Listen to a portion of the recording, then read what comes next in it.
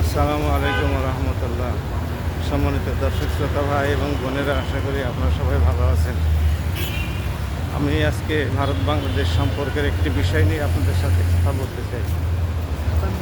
সেটি হলো, পশ্চিমবঙ্গ বিজেপি সরকার ক্ষমতায় আসার পরে বাংলাদেশের গরু রপ্তানি পুরোপুরি নাকি বন্ধ করে দেওয়ার সিদ্ধান্ত নিতে যাচ্ছে এবং পশ্চিমবঙ্গের কোথাও গরু বা অন্য কোনো পশু কোরবানি হবে না, এই মর্মে সিদ্ধান্ত নাকি গ্রহণ করেছে।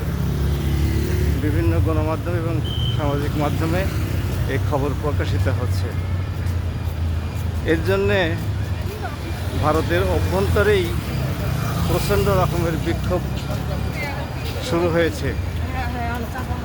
বিশেষত হিন্দু সম্প্রদায়ের যারা গরুর আবাদ করে, গরুর খামার করে, তারা ব্যাংক থেকে এবং মহাজনদের কাছ থেকে লক্ষ লক্ষ টাকা ঋণ নিয়ে দরিদ্র কৃষক শ্রেণীর লোকেরা এই সমস্তগুলো করে। যদি কুরবানি করতে না পারে মুসলমানরা অথবা বাংলাদেশে রপ্তানি না হয়, তাহলে এই সমস্ত কৃষকরা তাদের ঋণ পরিশোধ করবে কি দিয়ে, এই দুশ্চিন্তায় তারা ভুগছে।